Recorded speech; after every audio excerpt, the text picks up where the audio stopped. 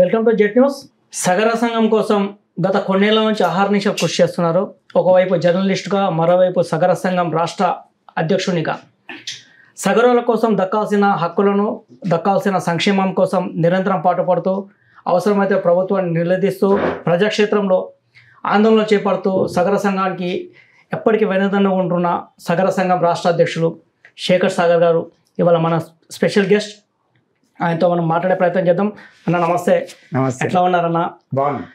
సగర సంఘం రాష్ట్ర అధ్యక్షునిగా గత కొన్నేళ్ల నుంచి మేము చూస్తున్నాం. గత కొన్నేళ్ల నుంచి కుల సంఘాని కోసం నిరంతరం ప్రయాణం అనేది ఎక్కడ దాకా వెళ్ళే అవకాశం ఉంటుంది? సో మొదటగా జెట్ న్యూస్ ప్రేక్షకులకు, అదేవిధంగా జెట్ న్యూస్ యాజమాన్యానికి, స్టాఫ్ అందరికి కూడా నమస్కారాలు. కుల సంఘం నాయకునిగా నేను దాదాపు 12 సంవత్సరాల క్రితం నా జర్నీని ప్రారంభించాను. మరి తెలంగాణ ప్రత్యేక రాష్ట్రం ఏర్పడ్డ తర్వాత సపరేటు ఈ రాష్ట్రానికి ఒక సంఘాన్ని ఏర్పాటు చేసి, మొట్టమొదటిగా ఈ రాష్ట్ర ప్రధాన కార్యదర్శి 2 పర్యాయాలు కొనసాగిన తర్వాత మూడవసారి ఏదైతే ఉందో ఈ స్టేట్లో, తెలంగాణ స్టేట్లో బీసీ కుల సంఘాలలో ఒకే రాష్ట్రం ఒకే సంఘం అనే నినాదంతో ఒక రాష్ట్రంలో ఒకే సంఘంగా ఏర్పడినటువంటి కుల సంఘం ఏదైనా ఉందంటే మా సగర సంఘం. అది ఆ సగర సంఘానికి రాష్ట్ర అధ్యక్షునిగా, మొట్టమొదటి అధ్యక్షునిగా నేను ఓటింగ్ బ్యాలెట్ ద్వారా ఎన్నుకోవడం జరిగింది.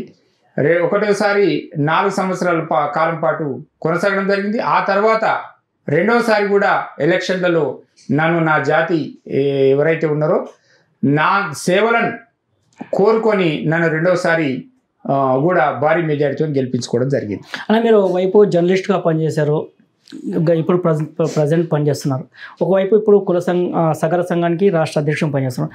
గతంలో మీరు జర్నలిస్ట్గా ఉన్నప్పుడు అనేక కుల సంఘాలకు సంబంధించి ఇష్యూస్ మీరు కథనాలు రాస్తున్నారు.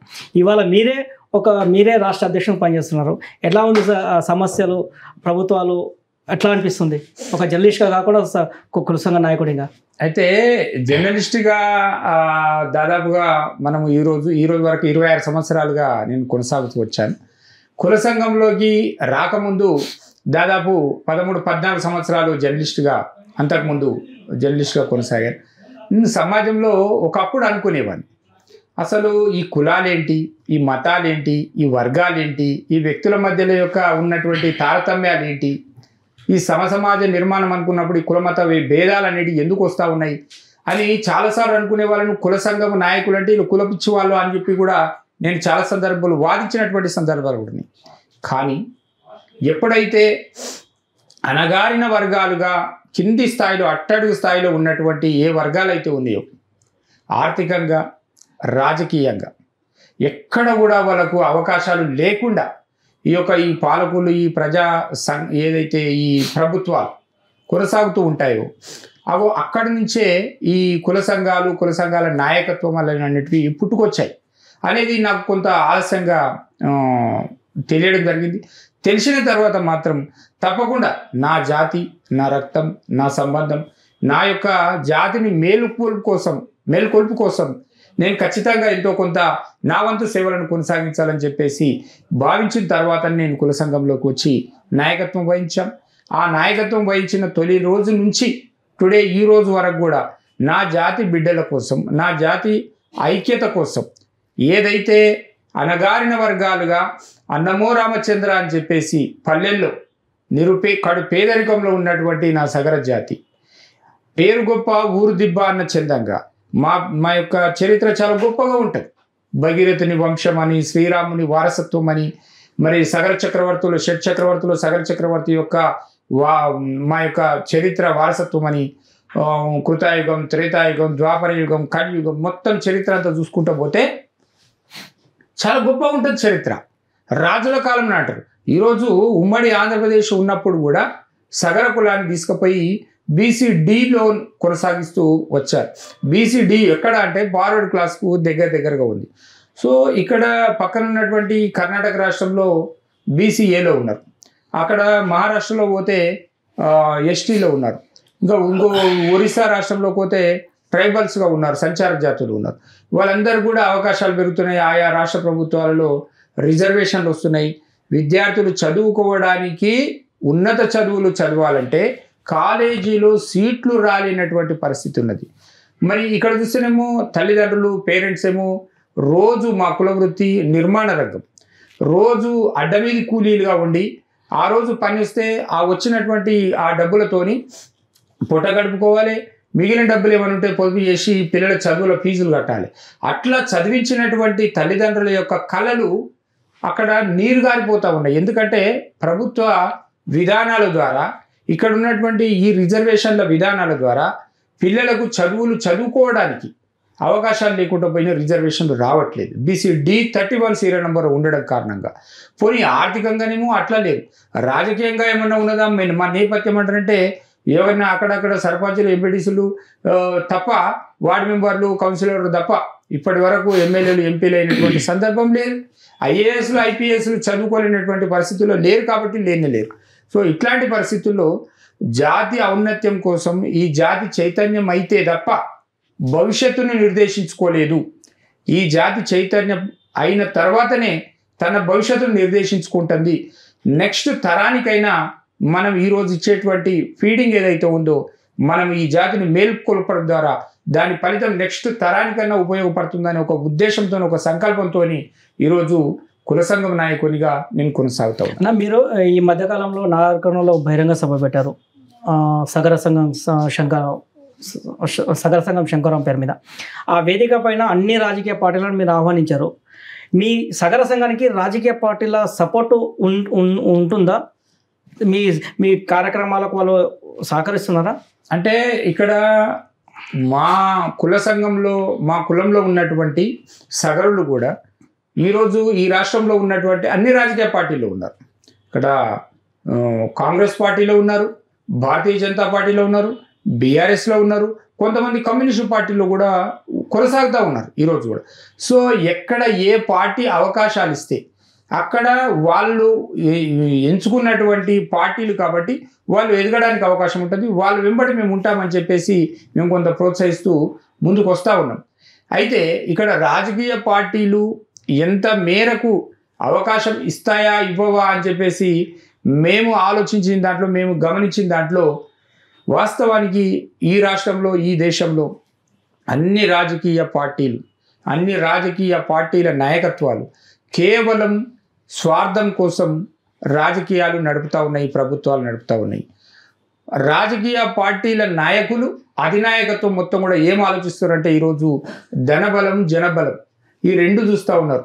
ధనబలం ఉన్నటువంటి అల్పసంఖ్యాకులైనటువంటి రావులు కావచ్చు, రెడ్లు, పటేళ్లు కావచ్చు, లేకపోతే కొన్ని వర్గాలు, కొన్ని కులాలు ఏవైతున్నాయో బాగా డబ్బు ఉన్నటువంటి ఆ వర్గాలకు చెందినటువంటి వ్యక్తులకు, నాయకత్వాలకు అవకాశాలు కల్పిస్తూ ఉన్నారు. ఎమ్మెల్యే టికెట్లు ఇస్తారు, ఎంపీ టికెట్లు ఇస్తారు, అవి ఓడిపోతే రాజ్యసభ టికెట్లు ఇస్తారు, లేకపోతే ఎమ్మెల్సీ ఇస్తారు, అవి కూడా అవకాశాలు లేకపోతే కార్పొరేషన్లు ఇస్తారు. ఇవన్నీ కాకపోతే ఇంకో రకమైనటువంటి కాంట్రాక్ట్లు, బిజినెస్ ఇస్తారు ప్రభుత్వాల లాబింగ్ కోసం. ఎందుకంటే వాళ్ళ యొక్క డబ్బు ద్వారా వాళ్ళ యొక్క పార్టీ మనుగడ దాని మీద ఆధారపడి ఉంటుంది కాబట్టి. కానీ ఇక్కడ రెండో కోణంలో ఏముంది? ఈ ధనం కాకుండా జనబలం. జనబలం అనేది ఈరోజు ఈ రాష్ట్రంలో, ఉదాహరణకు తెలంగాణ రాష్ట్రంలోనే చూసుకుంటే ఈరోజు మున్నూరు కాపులు కానీ, ముదిరాజులు కానీ, గౌడ్లు కానీ, యాదవులు కానీ, కొంత మా బీసీ కులాలకు సంబంధించినటువంటి వాళ్ళను ఈ 3-4 కులాలను మాత్రం తప్పకుండా ప్రతి రాజకీయ పార్టీ ప్రాధాన్యతను ఇస్తూ ఉంది. ఎందుకు ఇస్తూ ఉంది అంటే వాళ్ళకు ఓటు బ్యాంక్ అవసరం కాబట్టి. అదే పొద్దుగాల ఈ 40 లక్షలున్న, 30 లక్షలు ఉన్నటువంటి మున్నూరు కాపులు, ముదిరాజులు, యాదవులు, గౌడ్లు, పద్మశాలీలు వీళ్ళు అవసరం ఉంటుంది కదా, మాకు వీళ్ళ ఓట్లు మాకు అవసరం కాబట్టి అని చెప్పేసి వాళ్లకు ప్రయారిటీ ఇవ్వడం అన్ని రాజకీయ పార్టీలు. ఏ ప్రభుత్వం వచ్చినా మంత్రివర్గంలో ఆ కులాలకు చోటు ఇవ్వడం, లేకపోతే కార్పొరేషన్లు అంటగట్టడం, అవి కాకుంటే వాళ్లకు అన్ని రకాలైనటువంటి స్కీములు కూడా ఇవ్వడం. దీంతో ఏమవుతుందంటే అల్పసంఖ్యాకులు ఉన్నటువంటి మా సగర కులం లాంటి అనేక కులాలు కూడా కనుమరుగయ్యేటువంటి పరిస్థితి ఏర్పడింది. వాళ్ళ యొక్క జీవితము, వాళ్ళ యొక్క ఈ ప్రభుత్వాల యొక్క సహకారం కొంత ప్రశ్నార్థకంగానే మిగిలిపోయే పరిస్థితుల్లో ఉన్నది. కాబట్టి ఈరోజు మేము ఆశించిన స్థాయిలో మాత్రం ఏ రాజకీయ పార్టీ కూడా మాకు ప్రాధాన్యతను ఇవ్వట్లేదు. చట్టసభలలో సగరులకు ఎందుకు రాజకీయ పార్టీలు అవకాశం ఇవ్వడం లేదు ఒకటి. రెండోది ఏంటంటే సగరుల కనీసం సరే చట్టసభలలో ప్రాధాన్యత వాళ్ళ వీక్యూషన్ బట్టి ఇవ్వకపోవచ్చు, కానీ కనీసం ఒక కార్పొరేషన్ కూడా ఎందుకు ఏర్పాటు చేయలేకపోయింది.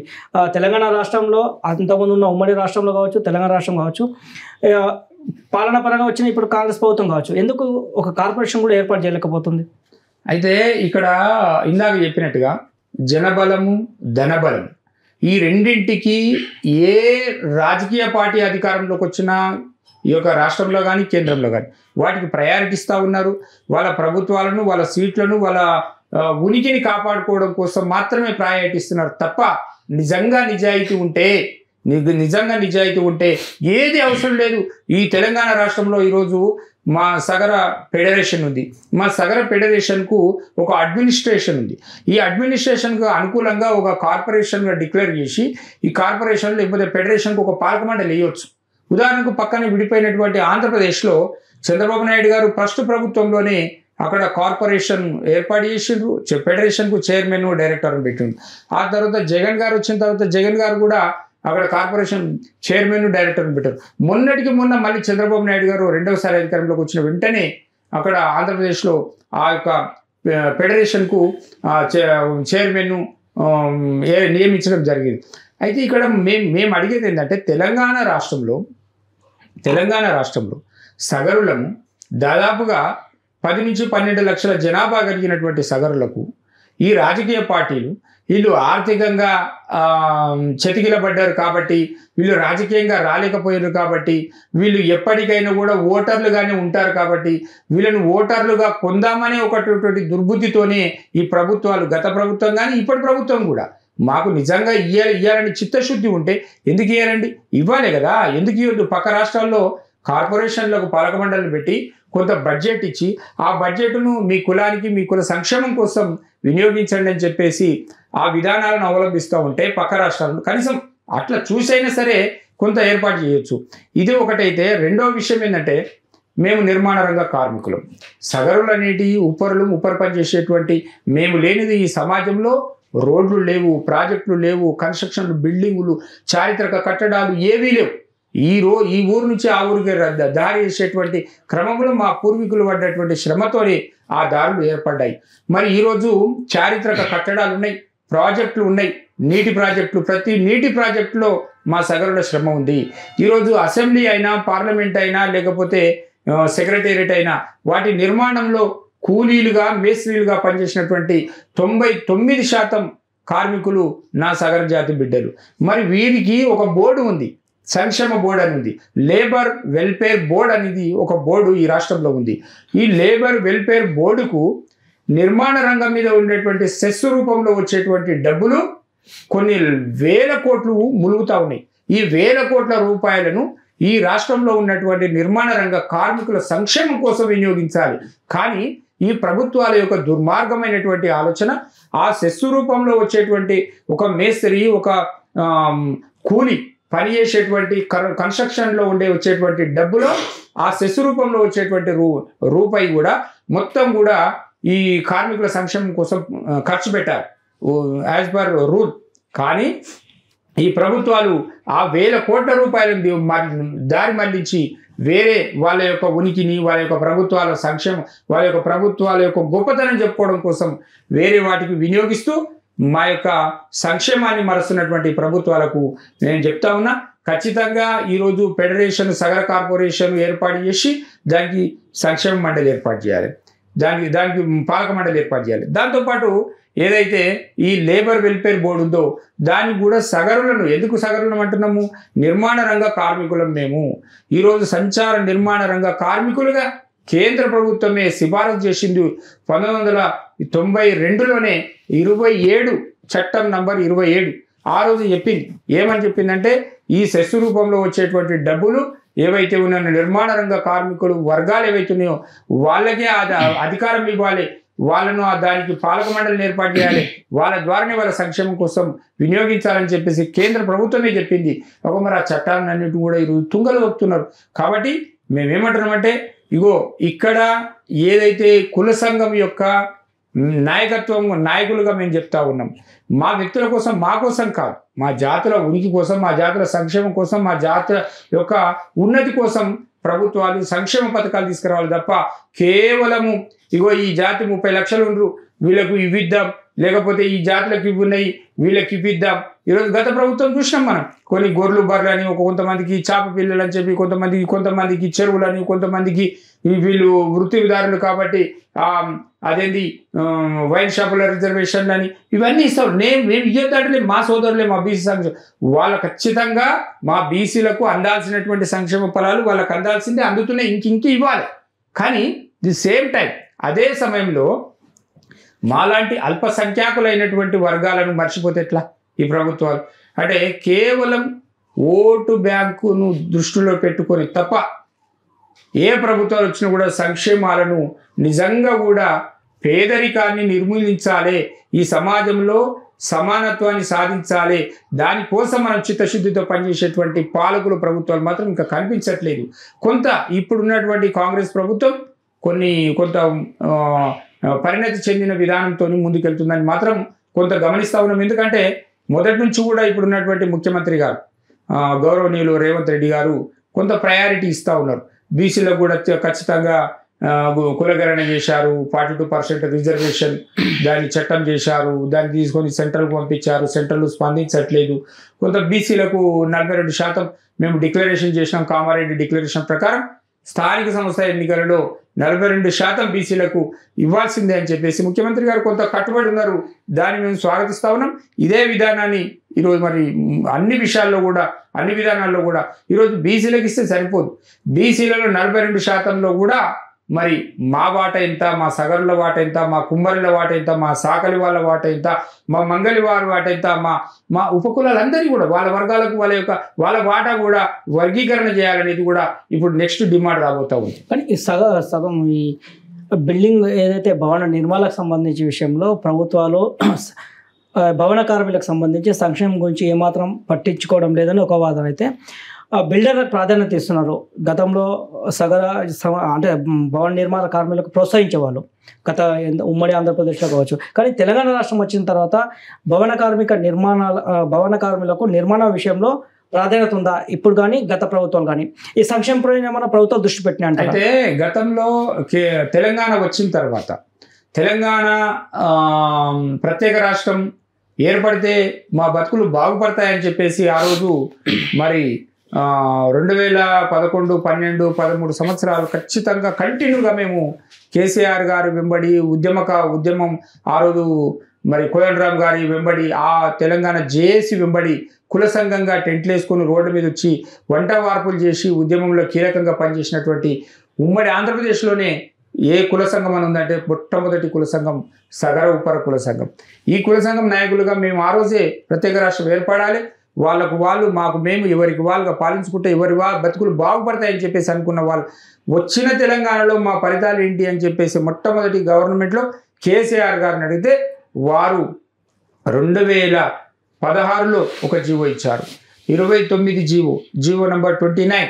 ఈ 29 జీవో ద్వారా మరి ప్రభుత్వ కాంట్రాక్టు పనులలో నిర్మాణ రంగం మీద ఆధారపడ్డటువంటి వీళ్ళు సగరులు కాబట్టి వీళ్ళు కంప్లీట్గా వీళ్ళ వృత్తి ఉపరి పని నిర్మాణ రంగం కాబట్టి వీళ్ళు కూలీలుగా ఉండడానికి వీల్లేదు, వీళ్ళు నిర్మాణ రంగ కార్మికులుగానే ఉండడానికి వీల్లేదు, వీళ్ళు నిర్మాణ రంగ కార్మికులు కాకుండా నిర్మాణ రంగ కాంట్రాక్టులు కావాలని చెప్పేసి ఒక ఉద్దేశం మేము రిక్వెస్ట్ చేస్తే ఆ రోజు ముఖ్యమంత్రి గారు అప్పుడున్నటువంటి జోగరామన్న గారు బీసీ మినిస్టర్, అంతకుమించి మా ఈటెల రాజేందర్ గారు బీసీ నాయకుడు అప్పుడు ఆర్థిక శాఖ మంత్రి ఉండి వారిని రిక్వెస్ట్ చేస్తే వారు చెప్పారు, వారు పరిశీలించి మరి ఒక అధ్యయనం చేసి 29 జీవో ఇచ్చారు. 29 జీవో ద్వారా బీసీలలో ఈ నిర్మాణ రంగం మీద ఆధారపడ్డటువంటి సగరులకు రిజర్వేషన్ల ద్వారా ఈఎండీలను ఎగ్జామ్షన్ ఇస్తూ ఈఎండీలు లేకుండా ఈ కాంట్రాక్టు పనులను 29 జీవో ద్వారా 15% రిజర్వేషన్ పనులను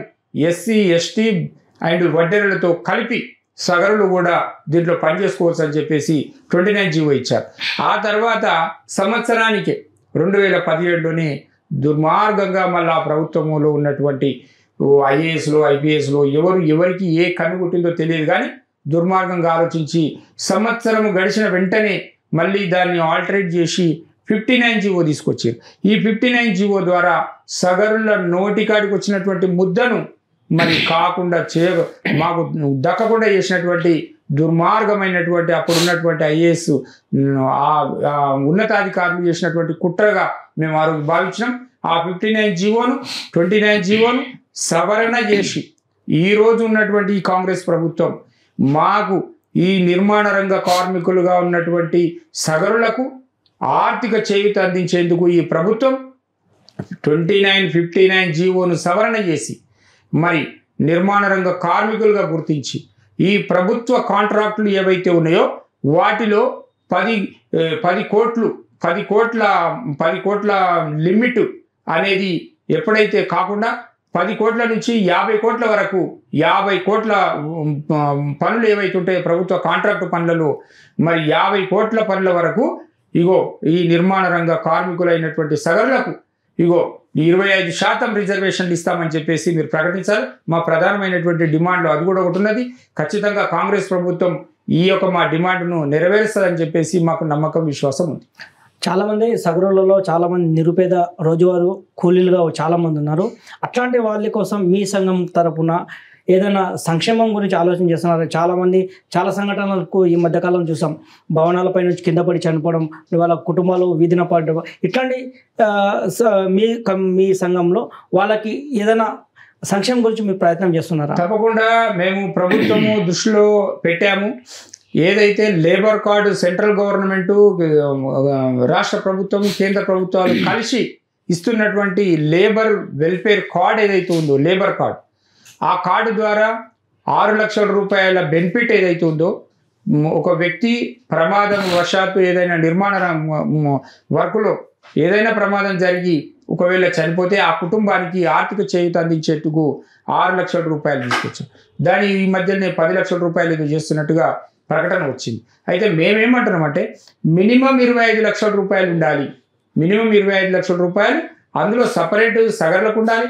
అదేవిధంగా ఇది 3 సంవత్సరాలకు, సంవత్సరానికి, 2 సంవత్సరాలకు ఇట్లాగా ఇక పర్మనెంట్గా ఒకసారి కనుక చేస్తే ఆ కార్డు తను వృత్తిలో కొనసాగినన్ని రోజులు ఆ కార్డు వ్యాలిడిటీ ఉండాలనేది మేము ప్రధానంగా డిమాండ్ చేసాం. దాన్ని 3 సంవత్సరాలకు రెన్యువల్ చేసుకోవాలని ఒక కండిషన్ పెట్టింది. ఆ 3 సంవత్సరాల తర్వాత కొంతమంది వర్కులో పడి మర్చిపోతున్నారు, రెన్యువల్ చేసుకోలేదు. ఇప్పటికి కూడా అక్షరాస్యత లేని కారణంగా దాదాపుగా 70% పీపుల్స్, 70% సగరులు మొత్తం కూడా నిర్మాణ రంగంలో పనిచేసేటువంటి కూలీలు, కాంట్రాక్టర్లు, కూలీలు వీళ్ళంతా కూడా చదువుకొని అక్షర జ్ఞానానికి దూరం ఉన్నటువంటి వ్యక్తులు ఎక్కువగా ఉన్నారు. మరి వాళ్ళు రెన్యువల్ ఎట్లా చేసుకుంటారు? ఆ రెన్యువల్ విధానాన్ని ఎత్తేసి కంటిన్యూగా వాళ్ళు వర్క్ చేసిన రోజులు ఒకసారి చేసుకుంటే తన వయోపరిమితి ఏదైతే క్రాస్ అవుతుందో అక్కడి వరకు పనిచేసే విధంగా ఉండాలని చెప్పేసి మేము డిమాండ్ చేసాం. అయితే ఇట్లా ప్రభుత్వము ఈ విధానాలను వాళ్ళ వైఖరిని కొనసాగిస్తూ ఉన్నారు. మా డిమాండ్లకు సానుకూలంగా ఇంకా స్పందించట్లేదు. దీనికి మనం ఏం చేసినామంటే, సరే మాకు మేముగా ఒక సంక్షేమ నిధిని ఏర్పాటు చేసుకొని ఈ రాష్ట్రంలో, తెలంగాణ రాష్ట్రంలో 18 సంవత్సరాలు పైబడినటువంటి ప్రతి యువకులు, యువతులు మా సంఘంలో మెంబర్షిప్ తీసుకోవడం ద్వారా 300 రూపాయల మెంబర్షిప్ తీసుకొని దాన్ని 3 సంవత్సరాల పాటు 2 లక్షల రూపాయల ప్రమాద బీమా పథకాన్ని మా సంఘమే, ఇక రాష్ట్ర ప్రభుత్వం ఇచ్చేది, కేంద్ర ప్రభుత్వం ఇచ్చేది, సరే ఏమిస్తాయో ఏం చేస్తాయో పోరాటం చేస్తూ ఉన్నాం ఒకవైపు. రెండో వైపు మా సంఘమే ఒక సంక్షేమ పథకం అనుకోవచ్చు, లేకపోతే మా వాళ్ళకు ఒక భరోసా కల్పించేందుకు 2 లక్షల రూపాయల ప్రమాద బీమా పథకాన్ని మేము అమలు చేసుకుంటా ఉన్నాం. మీరు సగరుల సంక్షేమం కోసము గల్లీ నుంచి ఢిల్లీ స్థాయి దాకా కూడా నాయకులను కలుస్తున్నారు, మంత్రులను కలుస్తున్నారు. మీ సంఘానికి సంబంధించిన సమస్యలు కానీ, ఇష్యూస్ కానీ పరిష్కారం అయినా అంటారు ఇప్పటిదాకా? అయితే ఇక్కడ గత ప్రభుత్వాలను చూసుకున్నా, ఇప్పుడు చూసుకున్నప్పటికీ కలుస్తూ ఉన్నాం. ఎమ్మెల్యేలను, మంత్రులను, మా యొక్క బీసీ సంక్షేమ శాఖ మంత్రివర్యులను, బీసీ సంక్షేమ శాఖ ప్రిన్సిపల్ సెక్రటరీ గారిని, వీళ్ళందరినీ కలుస్తూ ఉన్నాం, మాట్లాడుతున్నాం. మా డిమాండ్లను ప్రభుత్వం దృష్టికి తీసుకుపోతా ఉన్నాం ఎప్పటికప్పుడు. అయితే కొన్ని డిమాండ్లు కొంత నెరవేరు. ఇప్పుడు గత ప్రభుత్వంలో చూసుకున్నట్లయితే 2959 జీవో ద్వారా కొంత గుర్తింపు అనేది వీళ్ళు నిర్మాణ రంగ కార్మికులు అనేది ఒక గుర్తింపు రావడం జరిగింది. అదేవిధంగా మా కుల గురువు అయినటువంటి అపర భగీరథుడు ఈ సృష్టికి ఈ సర్వజీవకోటికి ప్రాణాధారమైనటువంటి గంగమ్మను ఒంటి కాలుపై తపస్సు చేసి దివి నుండి భూమికి తీసుకొచ్చినటువంటి చరిత్ర. ఆయన యొక్క వారసత్వంగా ఆయన మా గురువు, మా కుల గురువు యొక్క జయంతి ఉత్సవాలను అధికారికంగా జరపాలనుకున్నాం. ఖచ్చితంగా గత ప్రభుత్వం కొంత తూతూ మంత్రంగా కొంత బడ్జెట్ ఇచ్చి ఏదో చేస్తున్నప్పటికీ ఇప్పుడు లాస్ట్ ఏదైతే గత ప్రభుత్వం చివరిసారిగా అధికారికంగా మరి చేయడం జరిగింది. ఈ ప్రభుత్వం కూడా గత సంవత్సరం అధికారికంగా భగీరథ జయంతి ప్రభుత్వమే తన నిధులతోని మరి రాష్ట్ర వ్యాప్తంగా మొత్తం కూడా ప్రతి ప్రభుత్వ ఆఫీసులో ఈరోజు భగీరథ జయంతి ఉత్సవాలు అధికారికంగా జరుపుతున్నాయంటే దానికి మేము చేస్తున్నటువంటి పోరాటానికి కొంత చిన్న ఫలితం వచ్చిందని చెప్పేసి మేము భావిస్తా ఉన్నాం. మేము ఏవైతే డిమాండ్ ఉన్నాయో మేము గత ప్రభుత్వము అట్లనే ఆత్మగౌరవ భవనాల పేరుతోని మరి కోకాపేటలో 2 ఎకరాల స్థలాన్ని మాకు అప్పుడు ఉన్నటువంటి మంత్రులు ఈటల రాజేందర్ గారు, జోగరామన్న గారి కృషి ద్వారా మా ప్రయత్నం ద్వారా ఆ రోజు మేము 2 ఎకరాలు సాధించుకున్నాం.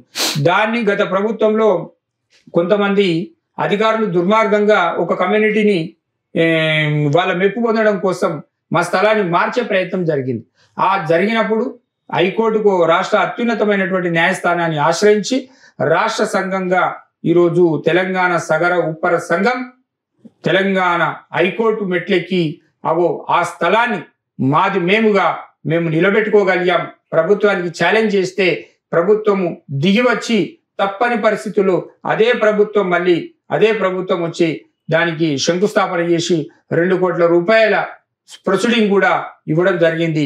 కానీ నిధులు రావలేవు. ఈ ప్రభుత్వంలో ఆ నిధులు ఏమైనా వస్తే దానికి ఇంకా కొంచెం యాడ్ చేసి ఓ 10 కోట్లు 20 కోట్లు ఏమైనా ఇస్తే అక్కడ భవనం కట్టడానికి అవకాశం ఉంటుంది. అంటే ఇట్లాంటివి మా పోరాట ఫలితాలన్నిటి కొంత వస్తా ఉన్నది. ఈరోజు రాజకీయంగా కూడా ఎదగడానికి అన్ని కోణాల్లో ఆలోచిస్తా ఉన్నాం. అన్ని రాజకీయ పార్టీలను అప్పీల్ చేసినాం. అన్ని రాజకీయ పార్టీల్లో కొనసాగుతున్నటువంటి మా సగరులను చైతన్యపరుస్తున్నాం. రాజకీయ నాయకులను, అయ్యా మీ పార్టీలో ఉన్న వాళ్ళు కూడా మీ పార్టీలో మీరు టికెట్లు తీసుకోండి, మీరు రాజకీయంగా ఎదగండి. మీరు రాజకీయంగా ఎదగడం ద్వారానే మరి మన సమాజం మరి కొంత చైతన్యవంతమై ఇంకొంచెం ముందడికి వేస్తుంది, మన జాతికి మేలు జరుగుతుందని చెప్పేసి మా సగరులు ఎవరైతే ఉన్నారో ఏ రాజకీయ పార్టీలో ఉన్న అందరినీ కూడా మేము చైతన్యం చేసేటువంటి పనిలో నిమగ్నమై ఉన్నాం.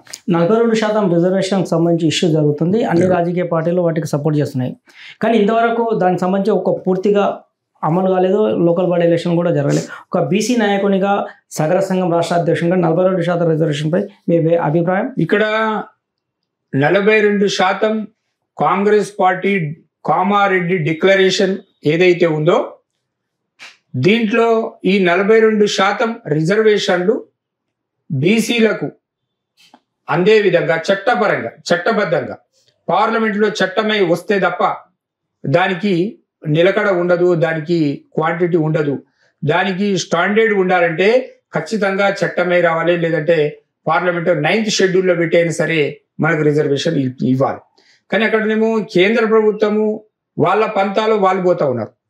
ఇక్కడ ఈ ముస్లింలను తీసుకొచ్చి ఈ 10% రిజర్వేషన్లో బీసీలో కలుపుతున్నారని చెప్పేసి ఒక సాకుతోని భారతీయ జనతా పార్టీ కేంద్ర ప్రభుత్వం వాళ్ళ మొండి వాదన కొంత వాళ్ళ పంతాలు వాళ్ళు పోతా ఉన్నారు. ఇక్కడ స్టేట్ గవర్నమెంట్ కూడా మరి మేము 42%కి కట్టుబడి ఉన్నాం, పార్టీ పరంగా ఇస్తాం. పార్టీ పరంగా మాకెందుకండి? పార్టీ పరంగా మాకెందుకు? పార్టీ పరంగా కాదు, మాకు చట్టబద్ధంగా రావాలి, మాకు ఒక హక్కుగా రావాలి. మేము ఎంత ఉన్నాము మీరే తెలిసిర్రు. 52%, 54% ఎంత మీరు తెలిసి రాలేడు అధికారికంగా. మీరు తెలిసిన లెక్క ప్రకారం అయినప్పటికీ కూడా 42% రిజర్వేషన్ మీరు చెప్పిన ప్రకారం మాకు చట్టబద్ధంగా రావాలి. రావడం కోసం ఈరోజు అసెంబ్లీలో మేము చట్టం చేసినాం, దాన్ని గవర్నర్కి పంపించినాము, గవర్నర్ ద్వారా మరి రాష్ట్రపతికి పంపించినామని చెప్పేసి పార్లమెంటు అక్కడ నుంచి బీజేపీ సహకరించట్లేదని చెప్పేసి కాంగ్రెస్ ప్రభుత్వం ఈరోజు ఆరోపణలు చేస్తూ ఉన్నది. మరి గవర్నర్ దగ్గరికి మరో చట్టాన్ని తీసుకుపోయి ఈరోజు మరి మనము ఈ తెలంగాణ రాష్ట్రం వరకు మేము చట్టం చేసుకుంటాం, ఏదైతే ఈ 50% సీలింగ్ ఉందో దీన్ని ఎత్తేస్తూ మేము ఒక చట్టం తీసుకొస్తున్నామని చెప్పేసి మీరు ఈ మధ్యలో గవర్నర్ గారికి ఫైల్ పంపించారు, అక్కడ పెండింగ్ ఉందని అంటున్నారు. అంటే నేనేమంటున్నట్టే అసలు ఈరోజు కాంగ్రెస్ ప్రభుత్వం రేవంత్ రెడ్డి గారు ప్రభుత్వము 42% రిజర్వేషన్లు బీసీలకు దక్కాల్సిందే మేము కట్టుబడి ఉన్నామని అంటున్నారు. మేమేమంటున్నామంటే మీరు పోయి మాతో కలుపుకొని బీసీ సంఘాలను మేము కూడా పోయినాం, ధర్నా చేసినాం. దానికి వారు ముఖ్యమంత్రి గారు, మంత్రులు, సెంట్రల్లో ఉండేటువంటి అనేక మంది రాజకీయ పార్టీ నాయకులు, ఎంపీలు, అనేక మంది మాజీ మంత్రులు అనేక మంది మాకు సపోర్ట్ వచ్చారు. జంతర్ మంతర్ దగ్గర పెద్ద ఎత్తున ధర్నా చేసినాం. కేంద్ర ప్రభుత్వము కళ్ళు తెరిపించే విధంగా పార్లమెంట్లో బిల్లు పెట్టే విధంగా మరి బీసీ బిల్లు పెట్టాలని చెప్పి డిమాండ్తో చేసినాం. పార్లమెంటు నడుస్తున్న సమయంలో పెట్టాం. కానీ ఒక దురదృష్టం ఏంటంటే మరి రాహుల్ గాంధీ గారు ఏమంటున్నారు, మేము 42% రిజర్వేషన్ దేశవ్యాప్తంగా దీన్ని తీసుకురావాలి, బీసీలకు ప్రయారిటీ అంటారు. మరి మొన్న జరిగినటువంటి పార్లమెంట్లో రాహుల్ గాంధీ గారు ఎందుకు మాట్లాడలేరు? అసలు బీసీల యొక్క 42% రిజర్వేషన్ను అమలు చేసే క్రమంలో తెలంగాణ రాష్ట్రం ముందు ఉంది, అసెంబ్లీలో చట్టం చేసి రేవంత్ రెడ్డి గారు ప్రభుత్వం మరి పంపించినటువంటి ఫైళ్లు ఎందుకు ఆపిండ్రు అనే విషయంలో పార్లమెంటులో జరగాల్సినటువంటి రచ్చ ఎందుకు చేయలేకపోయారు? చేయాల్సినటువంటి డిమాండ్, చేయాల్సినటువంటి రచ్చ ఎందుకు రాహుల్ గాంధీ గారు చేయలేకపోయారు అనేది సంశయం ఉంది. కాబట్టి ఇక్కడ ఏ పార్టీలో చూసినా కూడా చిత్తశుద్ధి అనేది కనిపించట్లేదు.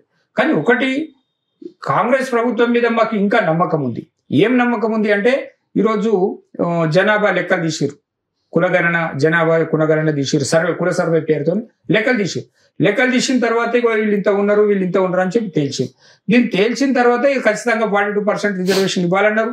మరి అసెంబ్లీలో చర్చ పెట్టిరు, అసెంబ్లీలో బిల్లు పెట్టిరు, దాని తీర్మానం ఆమోదించారు, మరి మండలిలో ఆమోదించారు, దాన్ని తీసుకొచ్చి గవర్నర్కి పెట్టిరు, మరి రాష్ట్రపతికి పంపించారు. ఇదంతా బాగుంది, సంతోషం, మాకు నమ్మకం ఉంది కాంగ్రెస్ మీద. కానీ కాంగ్రెస్ పార్టీ అధిష్టానం కూడా చేయాల్సినంత ప్రయత్నం చేయట్లేదు అనేది కొంత మాకు అసంతృప్తి మాత్రం ఉన్నది. ఎందుకంటే మొన్న జరిగినటువంటి పార్లమెంటు సమావేశాలలో ప్రతిపక్ష నాయకులుగా ఎంత కొట్లాడాలి, అసలు సబ్జెక్టే తీయలేరు కదా. మొన్న పార్లమెంటు సమావేశంలో 42% రిజర్వేషన్ విషయంలో ప్రతిపక్ష నాయకుడు ఎందుకు గొంతెత్తలేదు? అసలు సరే, అధికార పక్షము దుర్మార్గంగా వ్యవహరిస్తున్నారు బీజేపీ పార్టీ వాళ్ళు. ఎందుకు అంటారంటే వాళ్ళు మళ్ళీ ఏదో సాగు చెప్తారు, మేము 27లో తీస్తాము అంటే మళ్ళీ ఇది ఒక రాజకీయ ఎత్తుగడ, మళ్ళీ వచ్చేటువంటి పార్లమెంట్ ఎలక్షన్లో మళ్ళీ ఎవరి పార్టీ అంటే బీజేపీ తన పార్టీ ఉనికిని కాపాడుకునే క్రమంలో, తన ఓట్ బ్యాంకును పెంచుకునే క్రమంలో, తను మళ్ళీ వచ్చేటువంటి ఎలక్షన్లను దృష్టిలో పెట్టుకుని ఆ ఎలక్షన్ కంటే ముందు మరి ఈ బీసీలను, దేశవ్యాప్తంగా ఉన్నటువంటి బీసీలను నమ్మించడం కోసమా, లేకపోతే ఆ విధంగా ప్రయత్నం చేస్తూ ఉంటే ఇక్కడ కాంగ్రెస్ పార్టీ చేయాల్సినంత పోరాటం చేయలేదు అని చెప్పేసి కూడా మాకు సంశయం ఉంది.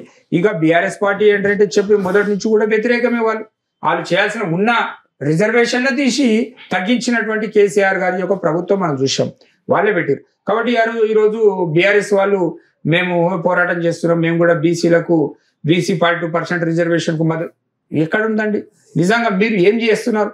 ఢిల్లీలో ఎంత పెద్ద ప్రోగ్రాం ఏం చేసిర్రు? మీరు ఒక రాజకీయ పార్టీ నాయకునిగా, ఒక గత 10 సంవత్సరాలు ఈ రాష్ట్రాన్ని చేరినటువంటి ఒక పార్టీగా మీరు చేయాల్సినటువంటి ఉద్యమం ఏ స్థాయిలో ఉండాలి? ఈ తెలంగాణ ఏర్పాటు సపరేట్ రాష్ట్రంలో జరిగినటువంటి పోరాటంలో ఎంత ఉత్సాహాన్ని అయితే ప్రదర్శించారో ఒక రాజకీయ పార్టీ టీఆర్ఎస్ గా ఉన్నటువంటి బీఆర్ఎస్ అయినటువంటి నాయకులు ఈరోజు అదే నాయకత్వం ఉన్నారు, వాళ్ళే నడిపిస్తున్నారు ఆ పార్టీ. మరి ఆ పార్టీ అంత ఉత్సాహం ఎందుకు చూపించలేకపోతుంది అంటే తెలంగాణ ప్రత్యేక రాష్ట్ర ఏర్పాటు అనేది సబ్బండ వర్గాలకు మేలు చేస్తుందని చెప్పేసి ఈ రోజు అయితే అనుకున్నామో దాన్ని ఆశించే మనం ఉద్యమంలో కొనసాగినాం. కానీ వచ్చిన తెలంగాణలో కూడా ఫలితాలు సరిగ్గా అందాలంటే సామాజిక సమానత్వం అవసరం, సామాజిక అసమానతలు లేనటువంటి సమాజం అవసరం. దానికోసమే కదా ఈ 42% రిజర్వేషన్. దీనికోసం మరి బీఆర్ఎస్ పార్టీ చేయాల్సినటువంటి ఉద్యమం చేయలేకపోతుంది కదా. కాబట్టి ఇక్కడ నేను చెప్పేది ఏంటంటే అన్ని రాజకీయ పార్టీలు ఎవరి స్వార్థం వాళ్ళు చూసుకుంటా ఉన్నారు. వాళ్ళ స్వార్థం కోసం, వాళ్ళ యొక్క రాజకీయ మనుగడ కోసం మాత్రమే ప్రాధాన్యతనిస్తారు. కానీ నిజాయితీగా వీళ్లకు న్యాయం చేయాల్సిందే అని చెప్పేసి ఏ పార్టీ కూడా ఈరోజు చిత్తశుద్ధిగా కనిపించలేదనేది నా అభిప్రాయం. వచ్చే స్థానిక సంస్థ ఎన్నికల్లో సగరుల పాత్ర ఎట్లా ఉండబోతుంది? రాజకీయంగా పోటీ చేయడానికి ఎట్లా సిద్ధమవుతున్నారు? ఖచ్చితంగా ఏ రాజకీయ పార్టీలు మాకు ప్రాధాన్యత ఇచ్చినా ఇవ్వకపోయినా స్థానిక పంచాయతీ ఎలక్షన్లలో వార్డు మెంబర్లు సర్పంచులుగా మా వాళ్ళు నివాసం ఉండే ప్రతి గ్రామంలో సగరులు నివాసం ఉన్న ప్రతి గ్రామంలో సగరులు సర్పంచులుగా వార్డు మెంబర్లుగా పోటీ చేయబోతున్నారు. వారికి అవసరమైనటువంటి సహాయ సహకారాలు అందించడానికి తెలంగాణ సగర సంఘం రాష్ట్ర కమిటీ సిద్ధంగా ఉంది. కాబట్టి నేను ఈ సందర్భంగా నా రాష్ట్ర కమిటీ మొత్తం కూడా తెలంగాణలో ఉన్నటువంటి సగరులందరూ కూడా నేను పిలుపునిస్తా ఉన్నాను. సగరులు నివాసం ఉన్న ప్రతి గ్రామంలో పోటీ చేస్తాము. ప్రతి గ్రామంలో పోటీ చేస్తాం. పార్టీలకు అతీతంగా, వర్గాలకు అతీతంగా, మతాలకు అతీతంగా, వ్యక్తులకు అతీతంగా మేము పోటీ చేయబోతా ఉన్నాం. ఖచ్చితంగా మమ్మల్ని ఆదరించాలని చెప్పి సమాజాన్ని కూడా మేము రిక్వెస్ట్ చేస్తూ ఉన్నాం. ఈ స్థానిక సంస్థల్లో సర్పంచులు, వార్డు మెంబర్లు ఈ కనీసం అవి కూడా కాలేనటువంటి పరిస్థితులు ఉంటే మరి వచ్చేటువంటి ఏ ఎలక్షన్లనైనా, ఏ పార్టీనైనా, ఏ నాయకునైనా మేము ఎట్లా ఆదరించాలి? కానీ ఒకటి మాత్రం వాస్తవం, కాంగ్రెస్ పార్టీ, బీజేపీ, బీఆర్ఎస్, కమ్యూనిస్టులా మీరు ఎక్కడ బలంగా ఉన్నప్పటికైనా మీ పార్టీలో ఉండేటువంటి మా వాళ్లకు ప్రయారిటీ ఇవ్వండి. పంచాయతీ ఎలక్షన్లో సర్పంచులుగా, ఎంపీటీసీలుగా, జడ్పీటీసీలుగా, జడ్పీ చైర్మన్లుగా, కౌన్సిలర్లుగా, కార్పొరేటర్లుగా, చైర్మన్లుగా, మున్సిపల్ చైర్మన్లుగా మాకు ప్రయారిటీ ఇవ్వండి. మాకు ఎందుకు ప్రయారిటీ ఇవ్వరండి? మీ రాజకీయ పార్టీలను ఎప్పుడూ మా భుజాల మీద మోసుడు ఇదే పనే మాది కాదు కదా. మీరు మాకు కూడా ఒక అవకాశం ఇవ్వండి. మీరు ఏ రాజకీయ పార్టీ అయితే కౌన్సిలర్లుగా, కార్పొరేటర్లుగా, సర్పంచులుగా, వార్డు మెంబర్లుగా, ఎంపీటీసీలుగా, ఎంపీపీలుగా, మున్సిపల్ కౌన్సిలర్, కార్పొరేటర్ చైర్మన్లుగా అవకాశం కల్పిస్తారో అదే రాజకీయ పార్టీలను మేము ఆదరిస్తాం. అదే రాజకీయ పార్టీల నాయకులను మేము మరి ముందుకు తీసుకుపోయేందుకు మా భుజాల మీద మోస్తాం. కానీ ఏ రాజకీయ పార్టీ అయితే విస్మరిస్తారో, ఏ రాజకీయ పార్టీ నాయకులైతే మమ్మల్ని దగ్గర రానియరో, మాకు ప్రాధాన్యతనివ్వరో వాళ్ళను బొందబెట్టడం కోసం రాజకీయంగా మేము మాత్రం సర్వశక్తులు ఉండడానికి మేము సిద్ధంగా ఉన్నాం. సార్, చివరగా చెప్పండి, శేఖర్ సాగర్ కేవలం సగర సంఘం రాష్ట్ర అధ్యక్షుడిగా కనిపిస్తున్నారా, లేక భవిష్యత్ కోసం రాజకీయ పార్టీలు కానీ రాజకీయంగా ఉన్న అడుగులేసే అవకాశం ఉందా? ప్రస్తుతానికి నా జాతి మనుగడ, నా జాతి ప్రయోజనాల కోసం, నా జాతి హక్కుల సాధన కోసం ఒక శ్రమజీవిగా, ఒక సేవకునిగా నేను పనిచేస్తా ఉన్నాను. నా జాతి ఔన్నత్యం కోసం ఎంతకైనా తెగించడానికి నేను సిద్ధంగా ఉన్నాను. నా జాతీయ హక్కులను కాలరాసే ప్రభుత్వాలను నిలదీయడానికి, నిగ్గుదేల్చడానికి ఎంతకైనా పోరాటం చేయడానికి సిద్ధంగా ఉన్నాను. భవిష్యత్తులో ఒకవేళ ఎక్కడైనా ఇంకా ఇంతకంటే ఉత్తమంగా సేవ చేసేటువంటి అవకాశం వస్తుంది అనుకుంటే ఆ సమయంలో ఆ విధంగా ముందడుగేయడానికి నేను సిద్ధంగా ఉన్నాను. Okay sir, thank you. మీ అమూల్యమైన సమయం మాకు కేటాయించినందుకు. ఇది శేఖర్ సాగర్ చెప్తున్నారు. సగరుల సత్తా ఏందో వచ్చే స్థానిక సంస్థ ఎన్నికల్లో చూస్తాం. ఎందుకంటే గత సాధారణ ఎన్నికల్లో సగరులకు విస్మరించిన పార్టీలకు ఎలా బుద్ధి చెప్పాలో ఆ రీతిలో బుద్ధి చెప్పాం. స్థానిక సంస్థ ఎన్నికల్లో మాత్రం ఖచ్చితంగా సగరులకు ప్రాధాన్యత ఇవ్వకపోతే సత్తా చాటుతామని చెప్తున్నారు. ఇది ఇవాళ స్పెషల్ ఇంటర్వ్యూ. మళ్ళీ స్పెషల్ ఇంటర్వ్యూ మళ్ళీ కలుద్దాం. అంతవరకు సెలవు. నమస్కారం.